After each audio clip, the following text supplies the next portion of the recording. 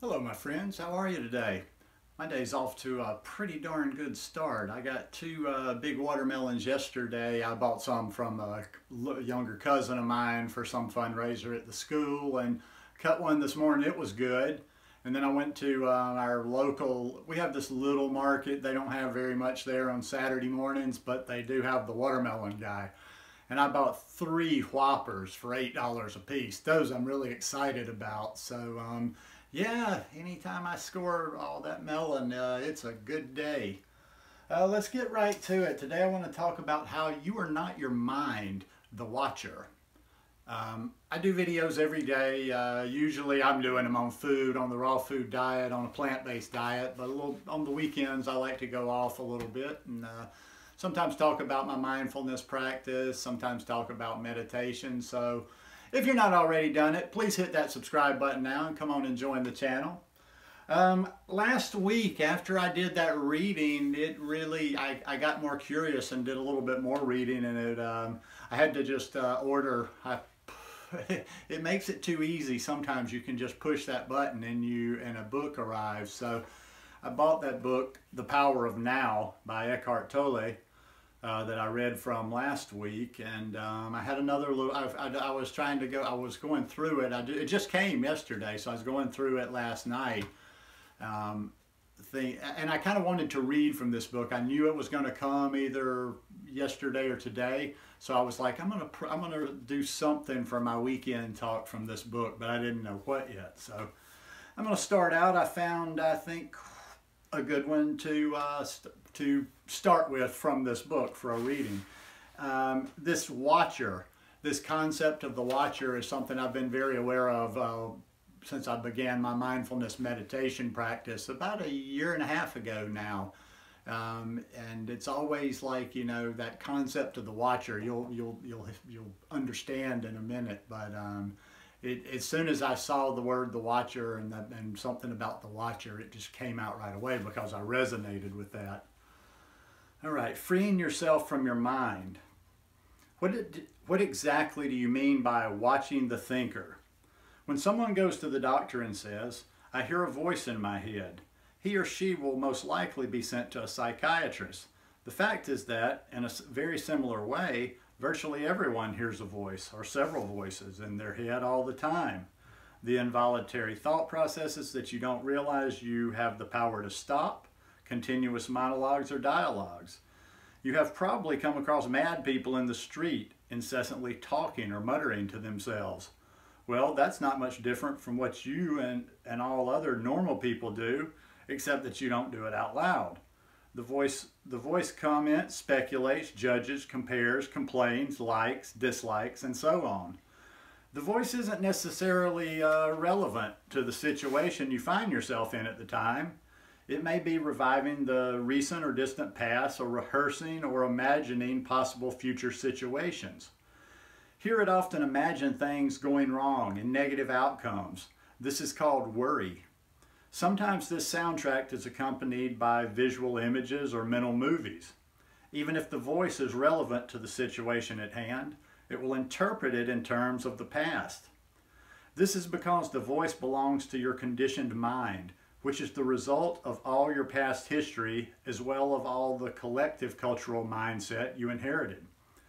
So you see and judge the present through the eyes of the past and get a totally distorted view of it. It is not uncommon for the voice to be a person's own worst enemy. Many people live with a tormentor in their head that continually attacks and punishes them and drains them of vital energy. It is the cause of untold misery and unhappiness as well as of disease. The good news is that you can free yourself from your mind. That is the only true liberation. You can take the first step right now. Start listening to the voice in your head as often as you can. Pay particular attention to any repetitive thought patterns. Those old gramophone records that have been playing in your head perhaps for many years. That is what I mean by watching the thinker, which is another way of saying, listen to the voice in your head. Be there as the witnessing presence. When you listen to that voice, listen to it impartially. That is to say, do not judge. Do not judge or condemn what you hear. For doing so would mean that the same voice has come in again through the back door.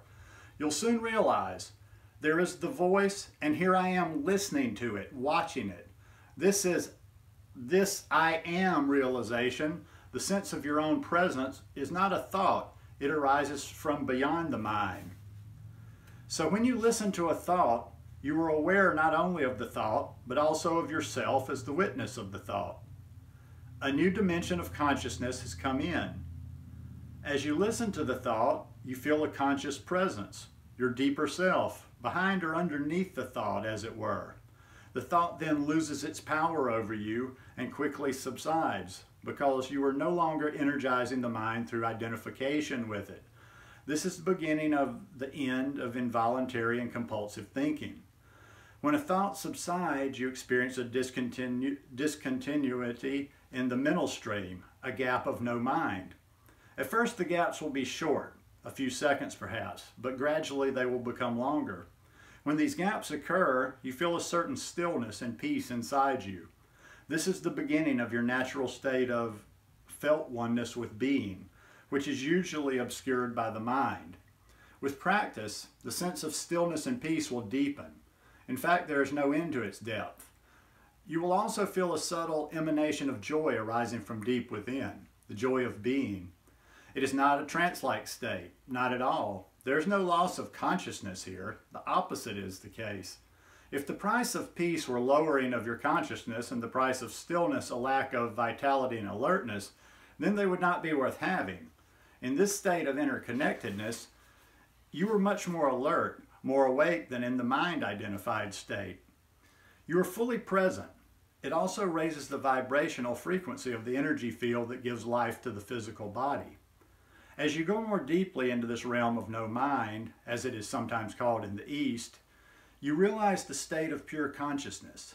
In that state, you feel your own presence with such intensity and such joy that all thinking, all emotions, your physical body, as well as the whole external world become relatively insignificant in comparison to it. And yet this is not a selfish but a selfless state.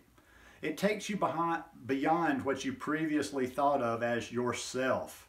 That presence is essentially you, and at the same time inconceivably greater than you. What I am trying to convey here may sound paradoxical or even contradictory, but there is no other way that I can express it.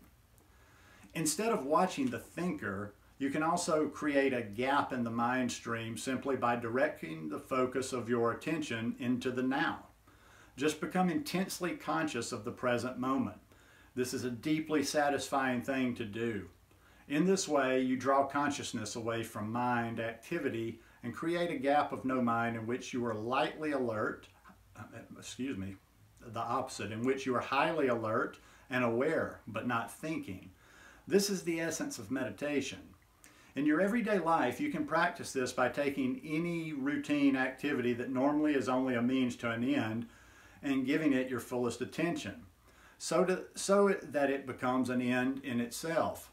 For example, every time you walk up and down the stairs in your house or place of work, pay close attention to every step, every movement, even your breathing. Be totally present. Or when you wash your hands, pay attention to all the sense perceptions associated with the activity.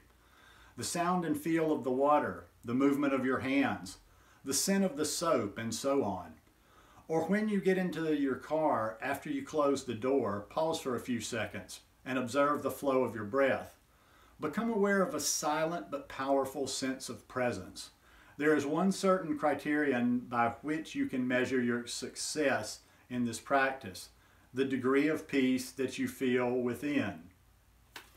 That's some good stuff right there, and it is so true, and it's a message that's starting to sink through to me.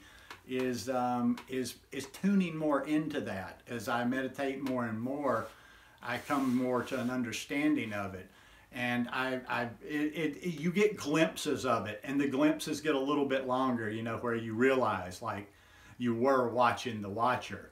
But it's always about coming back to the now, always coming back to just the breath, the simple. I even caught myself doing this on my walk this morning. I was starting to, I was listening to my podcast, which I always do. But I'm always visual. I'm always very aware about my surroundings. The podcast isn't loud enough to where it just blocks things out. So I'm walking along and I'm starting to space out, just kind of not seeing what's around me, thinking about something in the future. And I just said, I stopped. I stopped right where I was walking and I just took some breaths. And then I started walking again, and I just made attention.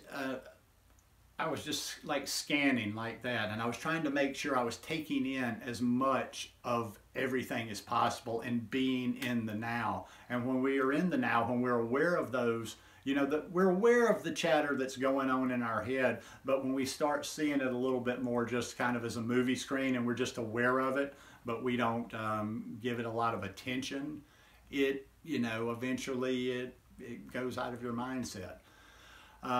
Anyhow, I really liked that little passage right there, and I thought you guys might like it too. Kind of inspired, I got on a mindfulness kick, and I'm kind of combining it, something to do with the food or whatever. So I haven't been great about getting back on the blog. I've just been busy with the work, with the t-shirt stuff, trying to make some money. And but I've got a blog post. I'm gonna actually write it in probably one day. I'll write it today or tomorrow. So be sure and go subscribe to the blog. I think you'll enjoy that one. And hey, hope you guys like this one. If you like it, I'd really appreciate it if you'd give it a thumbs up, hit that like button, please maybe share it out there, and hope you're all having a great weekend. I'm making this about 10:30 on a Saturday morning. I'm going to go watch some World Cup, do a little bit of work, but I'm going to largely relax and enjoy my weekend. Love you guys. Peace.